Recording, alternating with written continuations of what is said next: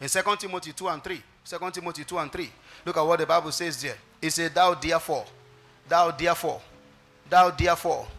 do what, sir? Endure hardness. Why? That's what validates you as a good soldier of Christ. Did you see that, sir? Endure hardness. Now, I'd like you to understand that hardship and hardness are not the same. Hardship is suffering that is traceable to breaking kingdom laws and protocols. Hardship is suffering that is traceable to breaking kingdom laws and protocols. Hardness is going to the processes of the making of men in this kingdom. Hardship is what people suffer when they break kingdom laws and protocols. But hardness is what we go through. Hardship is likened to somebody is hungry and thirsty, but has no money, has no food to eat. Because when he had money and food, he didn't pay his tithe, he was not committed to the things of God. Hardness is likened to somebody has food in his house, but will not eat for 2 days dry fast because he's seeking the face of God. He said you have to endure hardness as a good soldier.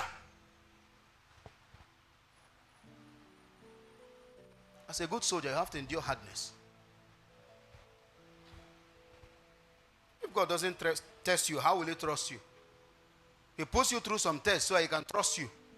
So he can know that this man can serve me both in nakedness and in clothing, in hunger and in abundance. Even when he's homeless, he will serve me. So if I give him a house of comfort, it won't be an impediment.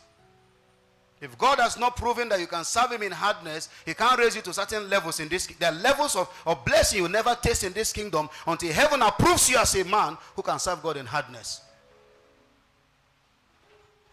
But many people don't want hardness. Now, the thing, let me submit to you with all humility before God. Check your life. If what you are going through is hardship or hardness, before you blame anybody, what I'm going through, is it hardship or is it hardness? Let me give you a sign of hardness or some inklings to hardship. Hardship is imposed. Hardship is what? Imposed. You are helpless. It is the devil forcing it on you, because he that breaketh the hedge, the serpent will bite. But hardness, you are commanded to face hardness. Jesus came out of the water. The Spirit of God drove him into the wilderness. That's hardness. 40 days and nights without food and water. That's hardness.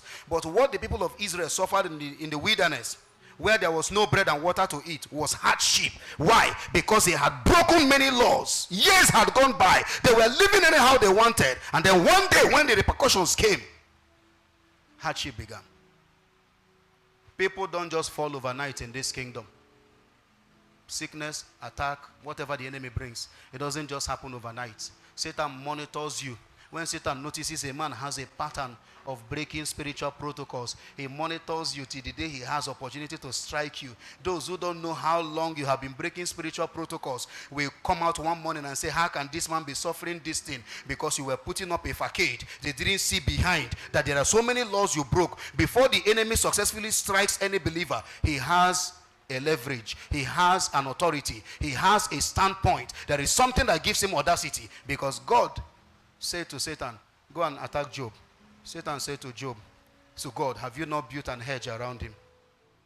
God told Satan, go and smite Job. Satan said to God, have you not built an hedge around him? So if you see any believer, it's as if there is no hedge around him, you should be encouraging the person and say, listen, trace your way back to God. Just build your faith. Don't fall for that sentiment of I'm going through this, I'm going through that, nobody is helping me, nobody cares for me. It's when you have a long track record of breaking spiritual protocols that suddenly Satan smites you and there is no redemption for you.